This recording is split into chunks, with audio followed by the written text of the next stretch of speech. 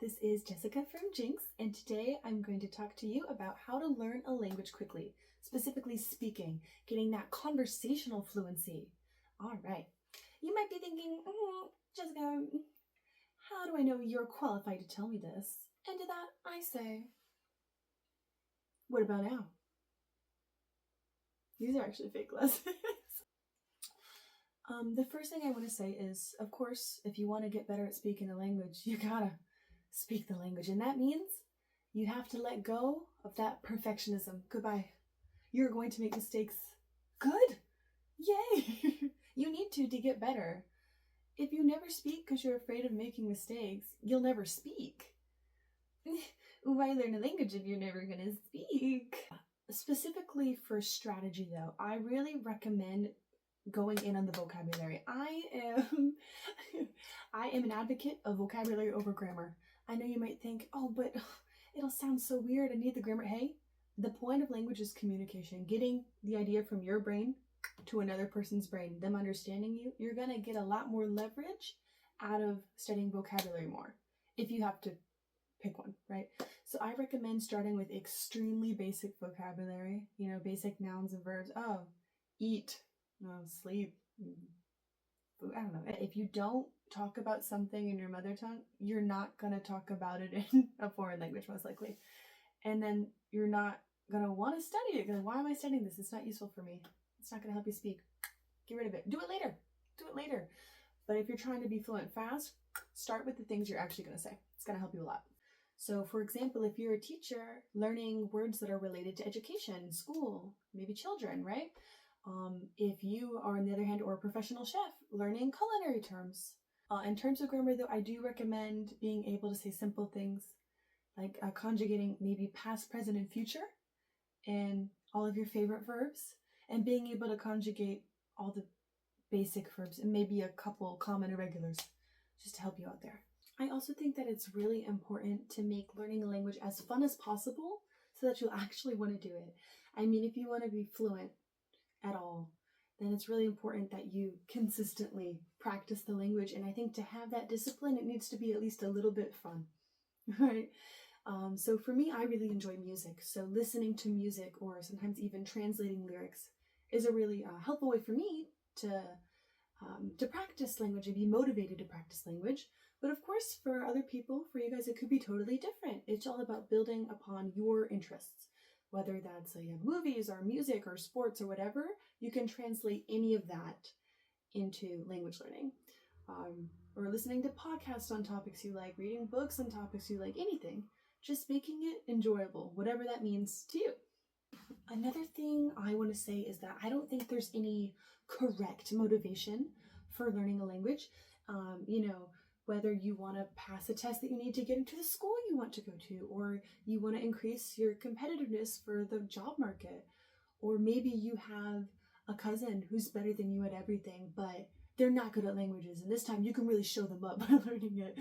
Or maybe you want to watch content without subtitles, or you want to be the very best like no one ever was. It doesn't matter. Any motivation is a good motivation for language. Use what you got. You're also not too old to learn a language. There's still time. Don't give up, okay? While learning after the critical period in childhood makes it harder so that you don't have absolute fluent pronunciation or internalized grammar, you can absolutely still be excellent in your target language. And that's because our brains have neuroplasticity, so they're capable of structural changes even into adulthood. In fact, according to a study called Learning a Second Language in Adulthood Changes Subcortical Neural Encoding, published by the NIH in 2020, adults who learned Mandarin in adulthood showed more robust subcortical, brainstem, responses to tone contrast than non-learners, suggesting that even subcortical neural encoding can be improved by L2 learning. And that's just one example. I encourage you to look at more research literature. There's a lot out there showing that even in adulthood, you can be very successful in language learning. So you got it. Learning a language is also really healthy for your brain. It can help people regardless of age with things like attention, executive functioning, retention, all really important areas. There is something to be said, though, that after age 40, it does become a bit more difficult to learn a language. And that's just because people have, slower processing speeds and like worse working memory, but it's still absolutely possible just with repetition and motivation. In terms of apps, I think it really is going to depend on the language you want to learn. However, right off the bat, I'm going to say that I'm sorry, I'm a Duolingo anti. I don't like it. Well, it is fun. I'll give it that. It's fun and it is motivating to do daily. The owl's a little scary, guys. I don't dislike it because of the owl. I dislike it because I don't think that it actually helps you learn. I tried several apps, several different language learning and language exchange apps, and I find that it is the least effective. It doesn't really explain any of the grammar structures to you. It gives kind of like bizarre sentences and word choices, and at the same time, it's almost too easy. I feel like a lot of the questions are easily guessable. There's sort of multiple choice. You just click out of the options. You click the order or you click the right word. You don't have to actually produce it on your own without any sort of scaffolding. So I think it's less helpful as compared to other apps. My personal favorite app, I got grandfathered in, so I downloaded it before you had to pay for it. Now, unfortunately, you do have to pay for it. But if it is something you'd be interested in, I really do recommend Mango. It's great for explaining some of the grammar and cultural context surrounding the vocabulary. You have to produce it yourself. There are little quizzes on reading and writing. I think it's not writing. There are little quizzes on like reading and listening. It's really helpful. Also, if you are the kind of person that is really disciplined, you can study something every day. I recommend Anki. It's a great flashcard app. It uses spaced repetition to help vocabulary or any information you can put on a flashcard get into your working memory. However, if you have trouble showing up day to day, I don't recommend it. So for my neurodivergent squad, I'm going to say maybe something else.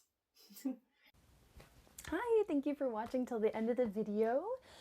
Please comment anything you maybe agree with or disagree with, or any tips that you think other people could benefit from that I didn't mention, or just anything that you'd be curious about. All right, yeah, thanks. Bye.